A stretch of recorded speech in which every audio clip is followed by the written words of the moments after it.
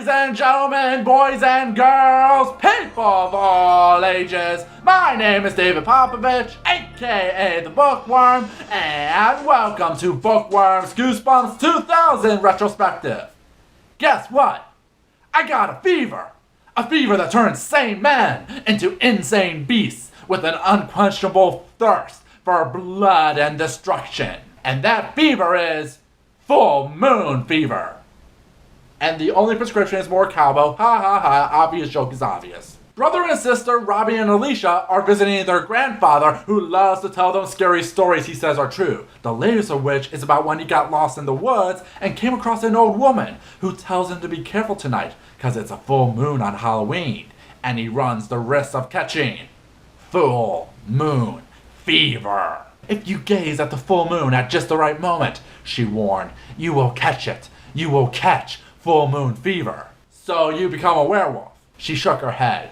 When you catch full moon fever, you become half human, half beast. Yeah, like I said, a werewolf. Why do you pretend to be so cryptic about it? Anyway, the kids get scared when he claims he caught it, but it turns out it's just a story. So the kids move on with their lives when it's Halloween. They go trick-or-treating, make a quick stop to visit a woman people claim is a local witch, but she turns out to be nice and has the best candy, which seems like an odd detour to take. And then Robbie notices there is a full moon and wants to see if their grandpa's story is true. Alicia doesn't want to and is sick of her brother always trying to be so daring. I just want to have some fun, I explain. You know, do something a little bit exciting, a little bit daring. I just want to see if I will turn into a hideous beast with an unquenchable thirst for blood and mayhem for the lulz.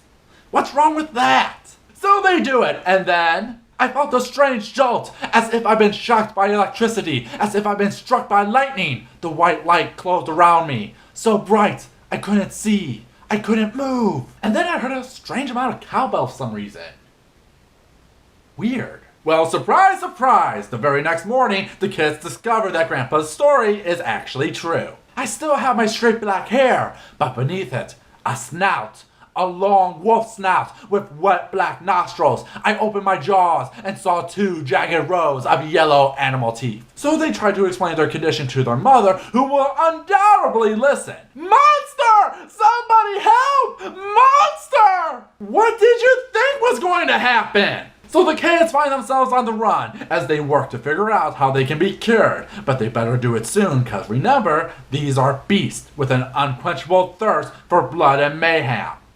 How long do you think they can hold it off before... I grabbed the squirrel in both hands before it could move. My hands wrapped tightly around its plump, furry body. I could feel it tremble as I raised it to my open snout. They are screwed! The cover is good. It reminds me a lot of the Werewolf of Fever Swamp cover, what with the similar colors, but it does have a few things different, like having the moon fill out nearly the entire cover as it shows the hideous beast that you will become when you look at it. The beast is okay, but I just don't know why Stein is putting around with just having another werewolf story. But the cover itself has a nice airy look to it to get you in the mood. Hairy Halloween. The book itself has all the elements to make a good story, but it mucks it all up with an overloaded plot and stupid character moments. The idea of a kid becoming a monster isn't new, but there is a lot of fun and scary ideas you can play with. Not to mention, we can then relate to the characters as they struggle to overcome. But the kids just think of some of the stupidest things, like they don't know how they can cure full moon fever, even though their grandfather told them it during the story. You just wait for the next full moon. How can you forget that?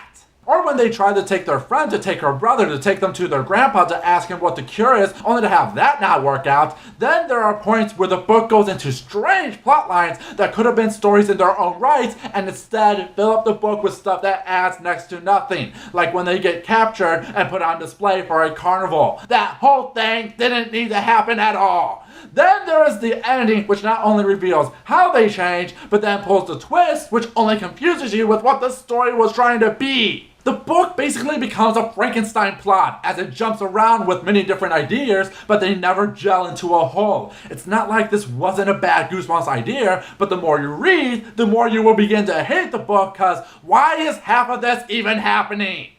Which makes it one of the worst entries for the 2000 series. What about you, Internet? What's your opinion about Full Moon Fever? Till next time, have a scary day.